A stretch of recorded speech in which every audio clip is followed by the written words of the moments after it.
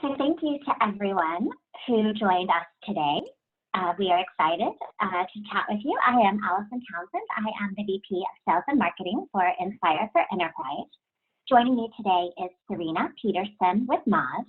Serena is an SEO expert, having created content strategies for some of the world's best-known brands. They include Apple, Microsoft, Ford, Samsung, T-Mobile, Sony, PayPal. I'm smiling because the list really goes on. In her prior life, she was the director of SEO at Microsoft, and she oversaw SEO analytics and strategy roles with two very large agencies, McCann Erickson and WPP. We are also joined today by Brian Bright with Moz, and also Kendall Barker, who is the SEO Performance Manager for Enspire for Enterprise.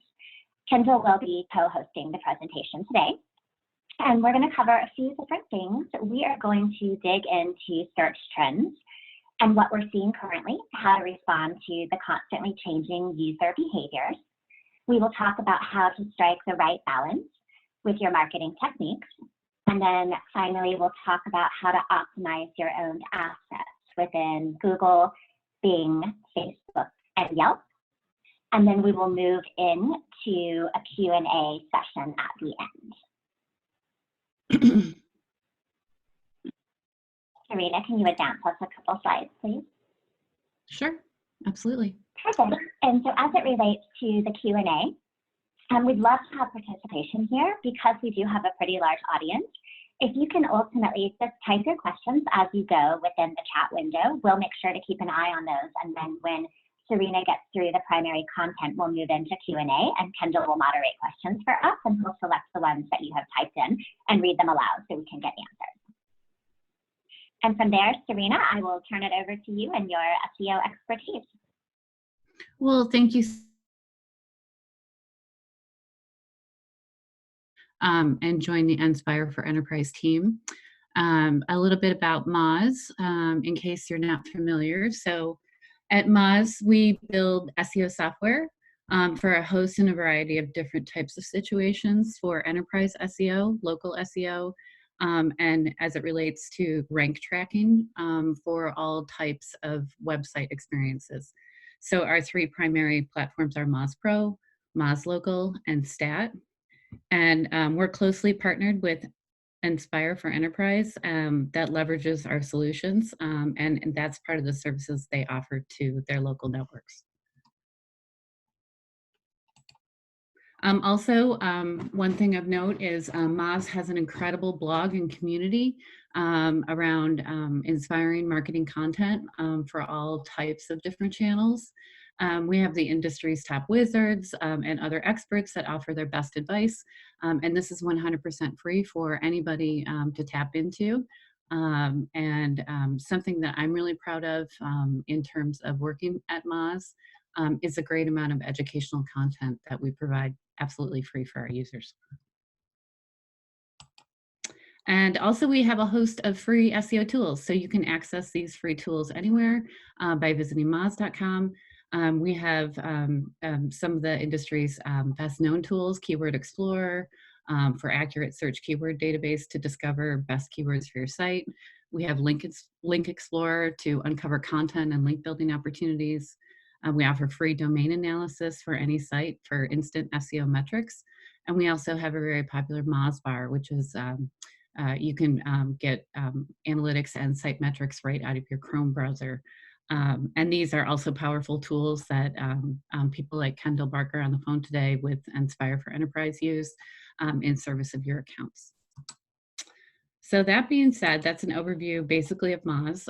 Why we're all here today is to discuss some things in this changing landscape that we're in related to the pandemic and how we're doing business in different ways. And this is what we've observed and how we're going to navigate these challenges.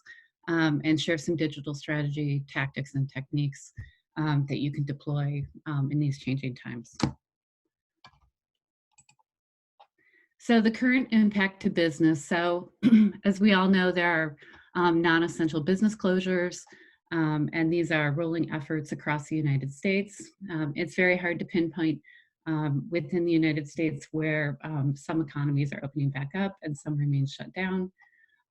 But stay-at-home orders are still in place in many regions. These non-essential business restrictions are lifting only for certain types of businesses. And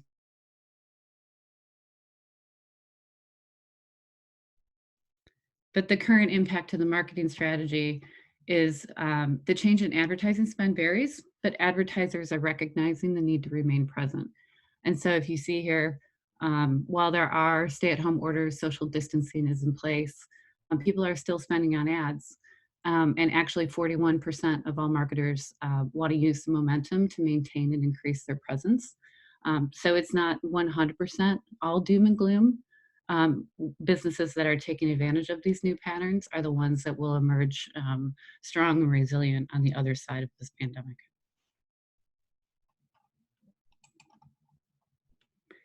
So the impact to consumer online behavior is very interesting. Site visitors, people are spending more time on sites, completing research and digging deeper into information.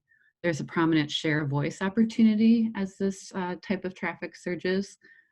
We saw early on that people were spending more time online, and this continues to rise. The key things to understand right now are not only that site visits are generally up, but people are spending more time engaging with brands. And there's nearly an 8% increase in page views during a website visit. This is the time to engage with prospects, and stats show that they're being very thorough and thoughtful in their research. So you really want to make sure you ensure that your advertising campaigns and remarketing opportunities are maximized.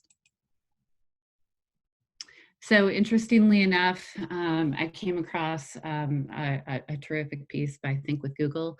If you've not tapped into Think with Google material, I highly recommend it for a whole host of expert channel marketing advice.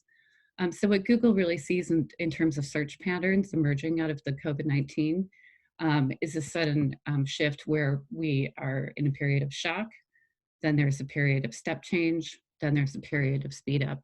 And I think this speaks pretty well to how to analyze this from a framework perspective. So how to monitor for emerging changes, how to plan for sustained a new way of doing business online. Surely the shock will subside, but the speed up portion is where you need to align your efforts for a long-term content marketing strategy in terms of SEO and paid channel marketing campaigns as well. And knowing when you exhibit odd patterns of behavior or surges or spikes or declines, fitting into that pattern either in shock, step change, or speed up will kind of drive the kind of clarity that you need when you need to analyze what behavior and what changes you need to make next. This is an interesting piece from the New York Times in terms of the way that the internet has shaped our daily lives and how it's changing. So the increase in reach as the internet habits change,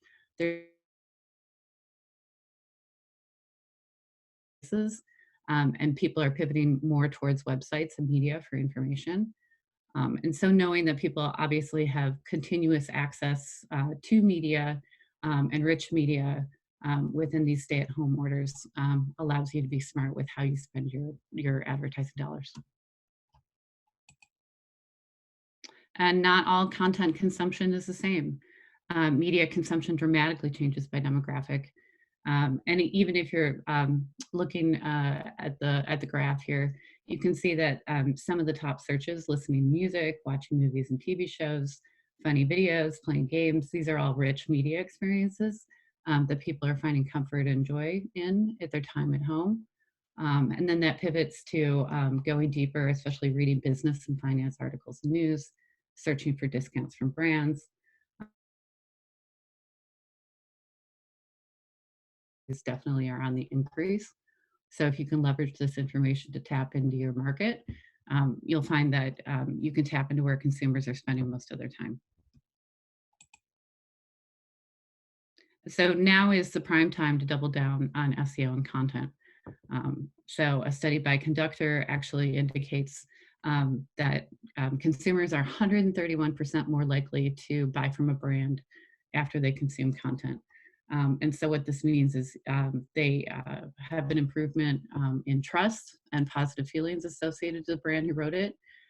So this is a long-term content play, and the data indicates that whether we are in a pandemic now or when we return to business as usual, it's always the right time to build educational content from a brand perspective.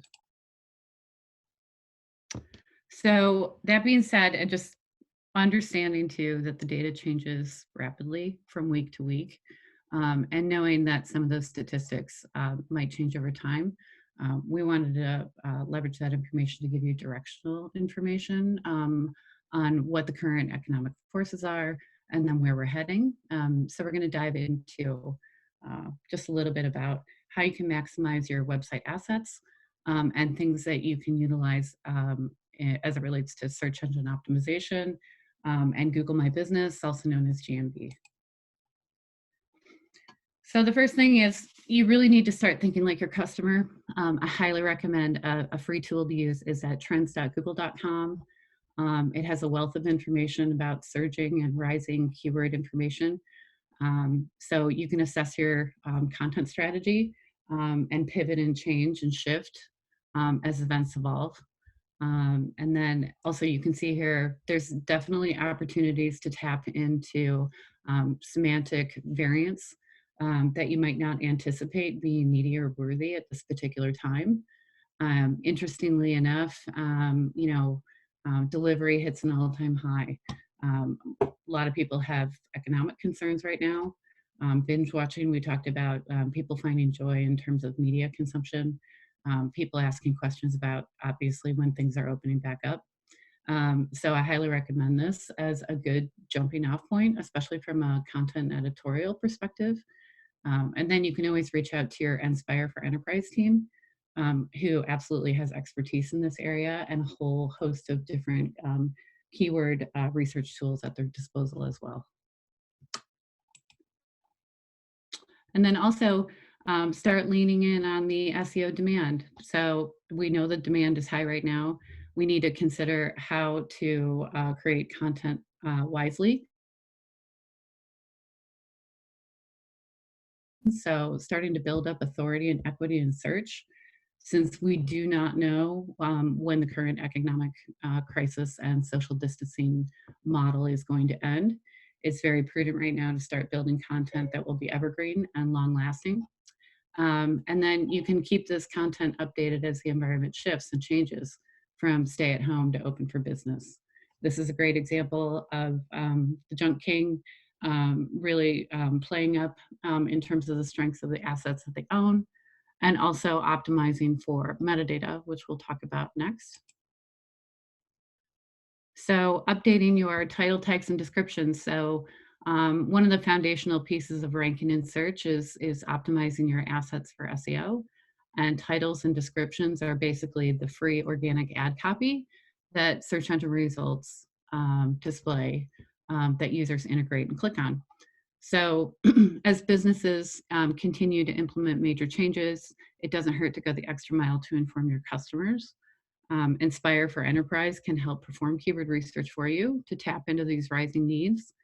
And this can include special messages in the title and any critical details about your closure, and keeps that foremost right at the forefront, which can actually improve the overall click-through rate in search.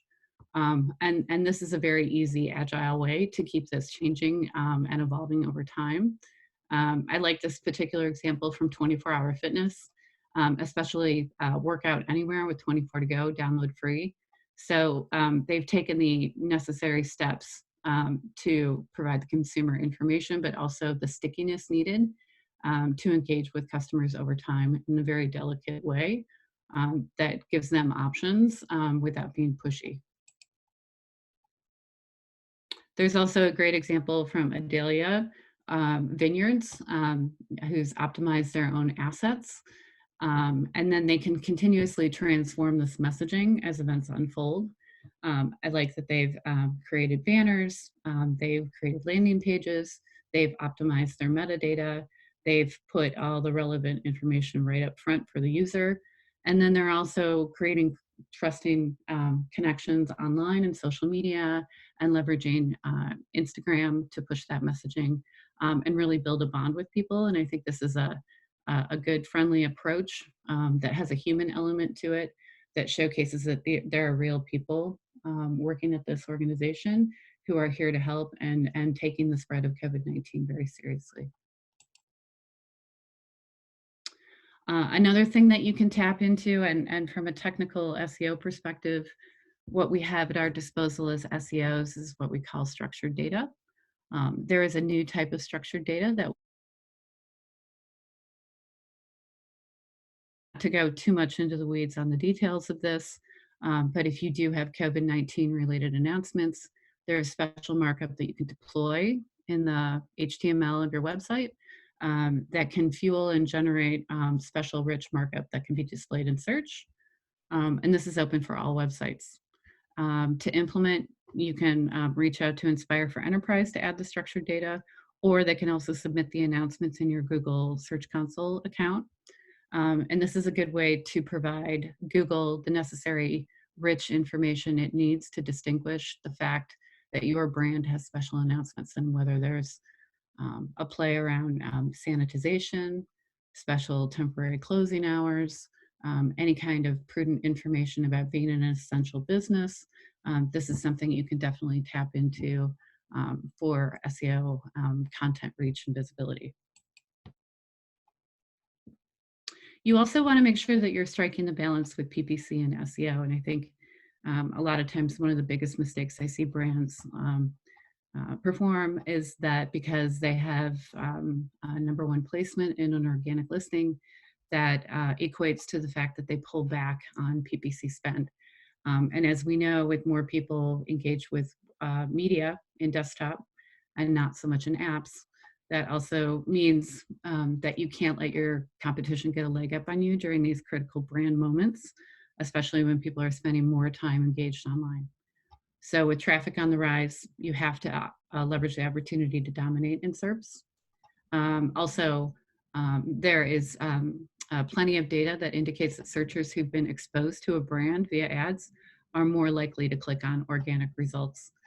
So now is the time to strike the right kind of balance so that you're continually present during those brand moments. So now I just wanted to highlight a few specific examples of how you can utilize Google My Business. And through this presentation, we're going to reference this as GMB.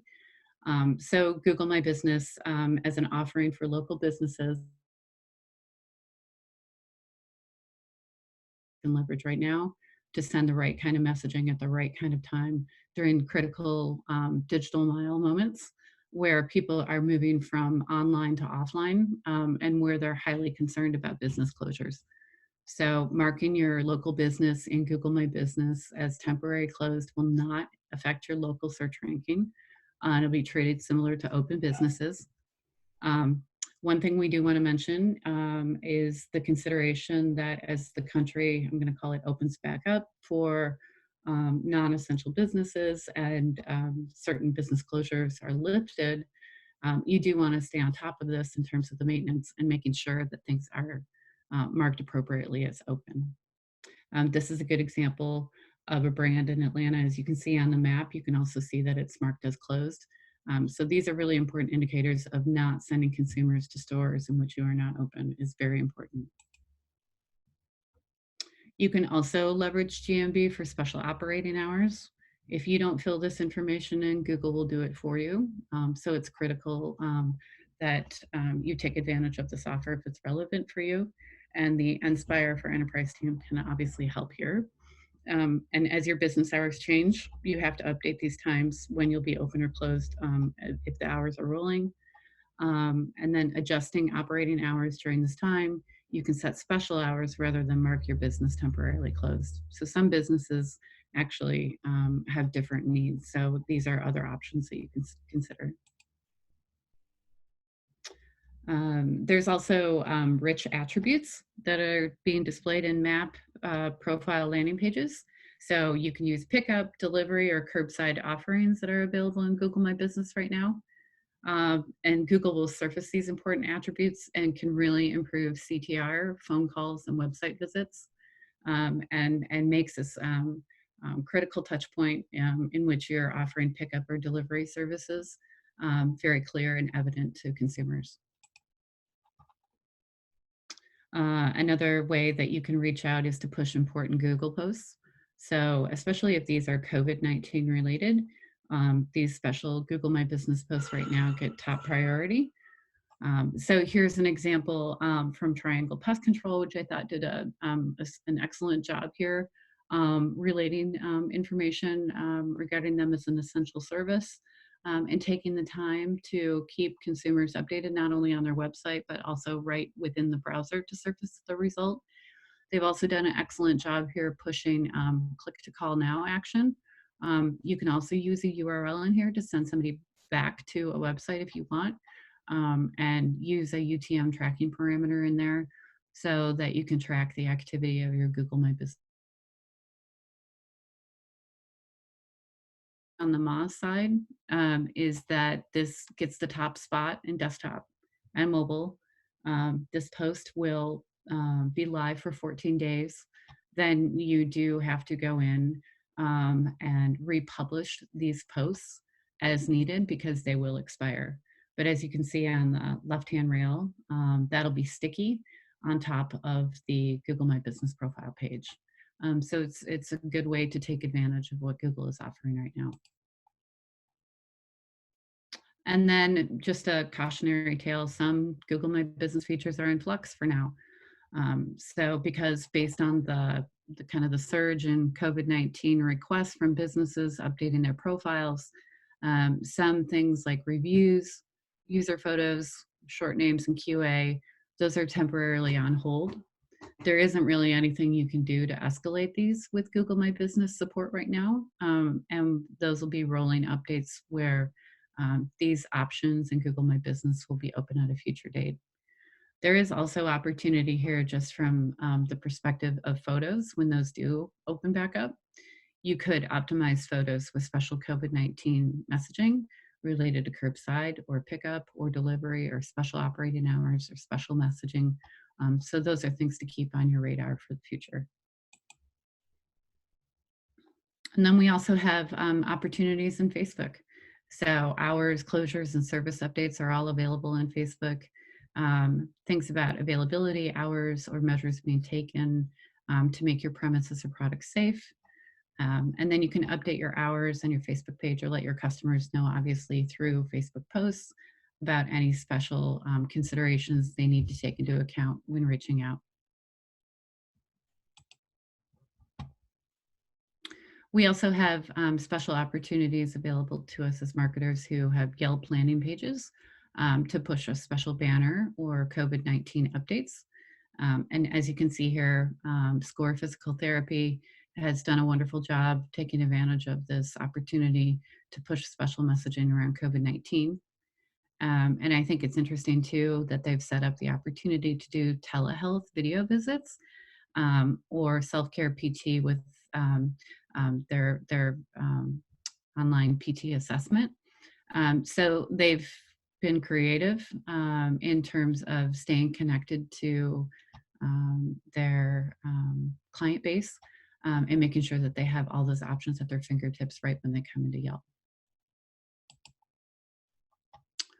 So that's it in a nutshell in terms of asset management, asset optimization, ways that you could capitalize on SEO during this pandemic. And in terms of key takeaways, we just want to reiterate the importance of leveraging techniques that focus on where consumers are spending their time. We leaned in on some of the important aspects about what the data and research shows about consumer behavior right now. And marketers really need to be monitoring for emerging changes and having a plan for a new way of doing business. There is also early stage content has a major impact on the likelihood to purchase, and that's not going to change. And so now is the time to really consider the long-term content strategy in play for SEO that you need to put in place to pivot and change for the social distancing world that we live in today. And using Google's shock, step change, and speed up framework, assess adjustments to your content strategy as behavior and events evolve. And also, as we talked about, maintaining your local listing presence in Google, Facebook, and Yelp is a critical touch point for consumers in the last their options are. So I would be happy to take any questions from the group or talk about individual scenarios or answer any questions related to SEO in general. So Kendall and Allison, are there any questions from the group? Sure, yeah, not a whole lot of questions, just one or two pertaining to the Google My Business reviews and kind of when we expect Google may lift those and how. So some of their questions are about, do you think or have you heard any murmurings about whether Google will lift these in different geos or if there's different verticals they'll lift them for first, anything like that? I do wish I had those types of answers.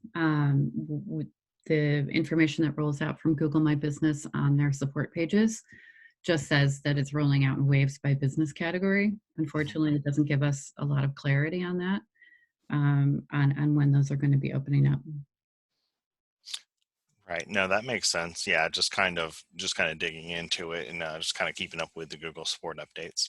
Another one we have from Rafael Marquez is, how can we find the right partners to support my business? Do I need to find someone local or find an SEO regardless of their location? So I think Rafael's just asking in general, what's the best way to kind of find your SEO, whether it be, our company or anyone or someone local. I know Google has a page on their support all about choosing your SEO, but I think he's asking more for you, Serena, if you had any tidbits information on that? Sure. So I've kind of worn a couple of different types of SEO hats in my career. So I've done in-house, I've done agency, and I've done the freelance side. And in each endeavor, I grew and changed and matured along the way, and had a whole host of different types of brand experiences. I think that really prepped me for taking a broader view about SEO. And so if I was going to choose an SEO, if it were up to me, I would look for either an SEO or a company that had a broad range of experience in content optimization, in doing keyword research, somebody who had the ability to leverage the right kinds of keyword research and analytics tools.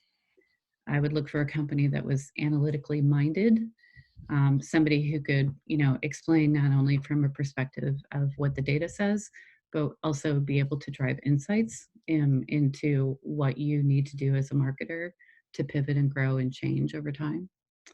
And then obviously the aspect of the trustworthiness, the recommendations or testimonials that you can lean on. I think testimonials and I think that's a critical touch point in understanding the relevancy and the trustworthiness of the person that you're going to hire. We do know in our work with Enspire for Enterprise that they have a whole host of services that can meet the needs of both SMB and mid-tier to large enterprise and can scale. So I highly recommend the Enspire team, both for their professionalism, but also the insights they drive in the market. So that's a hearty recommendation from me. Yeah, no, and I definitely echo those sentiments. Obviously, I'm biased. I work for Inspire for Enterprise, and I know our SEO is great. But just typical things to look for when you're vetting out kind of an SEO person, and Google mentions this as well. Make sure they're transparent. They kind of are willing to talk to you about the activities, the work that they're doing. They're willing to look at the results with you month over month. They partner with someone like Moz, as Serena said, someone with these premium SEO tools. So just those are the typical kind of things you want to look for. Another question that we have, and Allison, this one I think is a little bit more for you, is from Jack McKinsey, who's asking, basically saying this is a really good deck. Are we going to be able to get the PDF version of this to kind of share with our franchisees?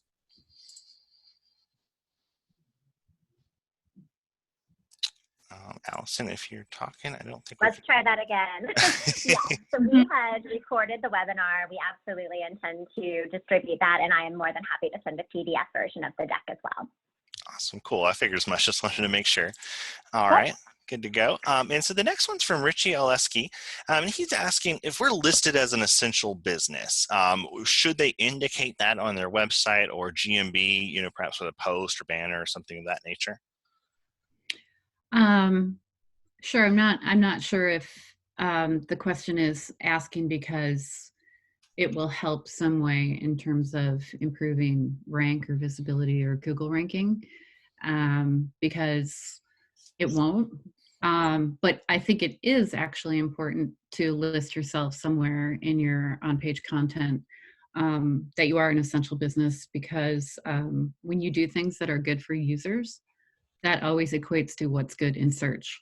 And servicing your users at this time and making sure that they understand that you are an essential business, I think can only help in terms of that critical touch point or in creating conversions. There's no harm in doing so. There's nobody that says this is a red flag, don't do that. You know, I would take advantage of the current climate you're in, and if you are fortunate enough to be in a, only leverage it for good in terms of using it as an informational piece. Yeah, no, I completely agree and echo those sentiments. And Allegra and Jack are both saying thanks for sharing the deck. We're very happy that's going to be sent out. I think that's a good answer about sharing how you're an essential business. Definitely something to leverage. Another follow-up question from Rafael Marquez is, you know, what would you say, Serena, is the right strategy for franchise owners where their business locations are real close together, maybe in the same city or town? I kind of want to know what the best approach would be so that they're not competing with each other as much as possible on the organic front. He kind of mentions like Starbucks or Best Buy, like a lot of those real small franchises that sometimes can be close together. So if they're a kind of a good solution to that issue. Sure. I think, yeah, from a local SEO perspective, one of the things that you have going for you is your name, your address, and your phone or your NAP data. And if that data is search engines, this is my unique data on my location landing pages, and you're pushing out that unique data to search engines via local distribution or in Google My Business or Bing Places for Business or Yelp. I think you can leverage that information, that location data, where there might be overlap in geos or very close overlap in geos, where two franchises are very close together. You need to differentiate yourself as much as you possibly can between the different locations. And in doing so, in controlling the medium and controlling the assets, you'll be there in those moments in which a searcher might even be standing, 100 feet away from a business across the street and can get different results as they move half a mile away. So that's kind of my take for franchisees, making sure that your landing pages are optimized and differentiated with neighborhood data. I like to call kind of this idea, I had a colleague teach me this once in one of my previous roles, and she called it in, around, near, and by.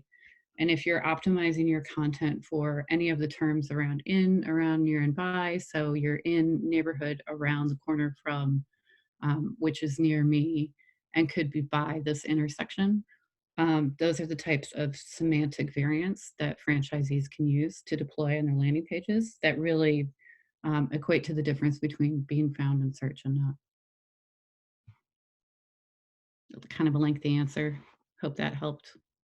Those questions are usually pretty loaded, but no, I felt like that was a great rundown. I also agree. Organically, it's really about dotting all the I's, crossing all the T's, having the schema markup for that location, having all of your listings consistent, same business name, same address, having good SEO for all those locations that are good together so that Google can clearly see where they're located. So from an organic standpoint, that's kind of how to do it. But Raphael also mentions he's kind of asking a little bit on the paid search as well. And it's not really my area of expertise, but Serena, did you have any advice on the paid search for when you're that close to another location? Sure. So, I mean, I think keeping Google My Business clean and accurate and updated with the most relevant name, address, phone data, the NAV data that you possibly can, with unique business descriptions, making sure that the business names are accurate in terms of paid search perspective and leveraging site links. I think there's a lot of good work that can be done when your data is accurate and you can marry up your organic strategy to benefit your paid strategy as well. So doing the work is never a waste of time. So Mhm. always doing the work on the organic side can also Can have one of our search marketing specialists follow up with you offline as well, just to kind of dig in a little deeper with you there. But no, great question and great feedback on that, Serena.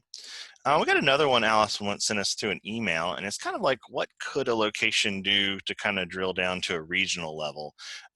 Instead of like a Midwest rural versus coastal versus a big city, like what's the best SEO strategy basically for changing that service area if your location itself's not changing? It's a good one, right? there's a lot in there. Can you read it to me one more time so I can listen one more time? Sure. Yeah. What can they do for an organic presence to kind of drill down, to a kind of a smaller or a larger regional level? So if you have a location and they're kind of in a city or town, but they want to focus and increase the organic presence in a couple of the cities or towns around them per se, what would be the best approach to that if they're not opening more offices? They're just going to still be in the same office. Serena, to add to that, I was copied on that one. And I think the question also is, how do you adjust your organic strategy if you're in a Midwest rural area, or you're in a big city, or you're in the coast? How does it differ? What should they be doing differently during this time? Well, there's a lot of ways I could look at that. I could look at it from a metro perspective, where the top metros are, and then understanding from analytics and traffic perspective, looking at top metros and pulling data together first to do a data analysis of where you want to hone in on your targets in terms of your metros, and then grouping those metros and those top performing metros by region.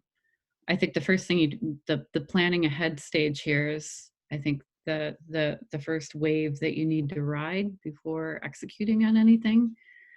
And then assessing, saying, I want to rank in this particular metro or this particular geo or this particular region, and doing a content audit and saying, do I have the content that I can feed to search engines, and that's useful content for users? Because when we do well for users, obviously we do well for search. And does it address the needs and demands of that market? And what do I need to do to prop up my content strategy so I have the correct messaging in place in those regions in order to launch a campaign in which I bulk up or boost my presence in those areas? I don't think there's any kind of light switch you can flip that says I just have better presence in this region if there's not well-formed, well-developed neighborhood content or regional content for those areas. Much like we just talked around in and around, near and by, really having useful neighborhood information is critical to ranking in neighborhoods. And not only that, but your citations, or what, inbound authority or backlinks or promotion, or the popularity being associated to your site for those regions, definitely needs to be considered. You can launch as much content as you want, but if it doesn't have kind of a network of citations coming in from other local areas, such as directories, that would be another play that you would definitely need to do in like a wave 2, wave 3 sort of rollout. The payoff is definitely there to build the content. I think it can definitely be done. It can definitely be done from a paid perspective quite easily, actually.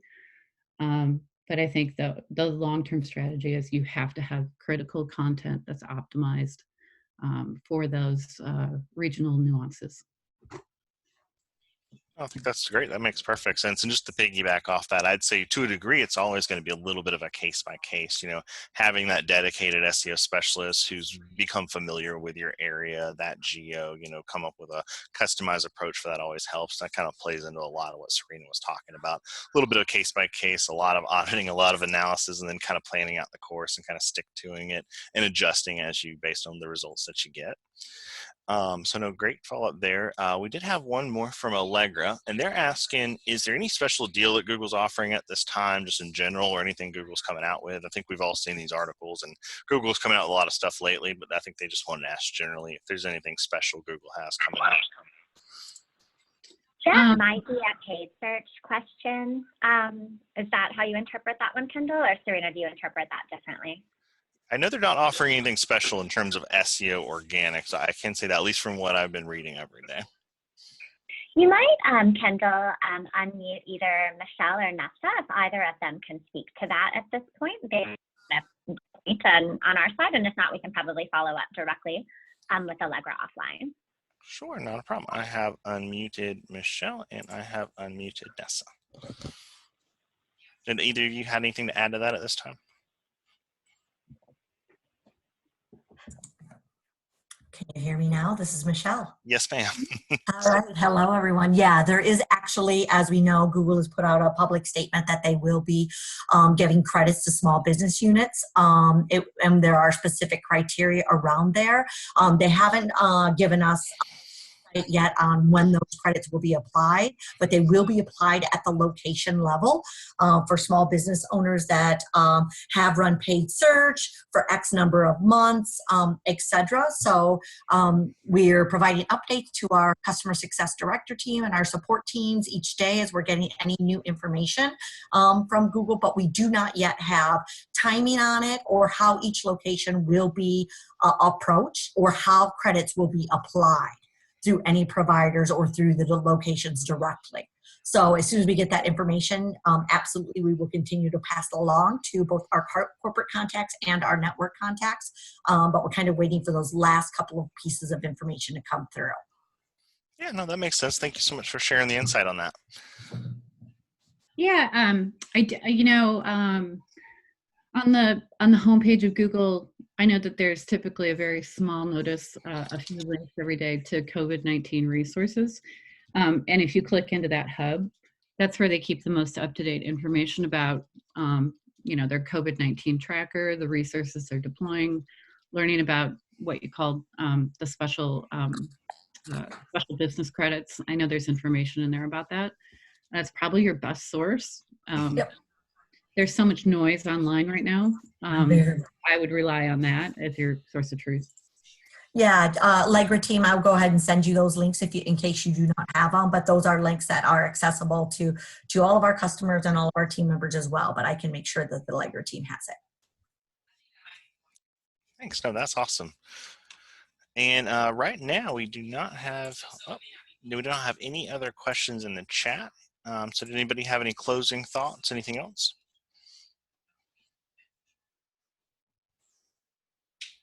No.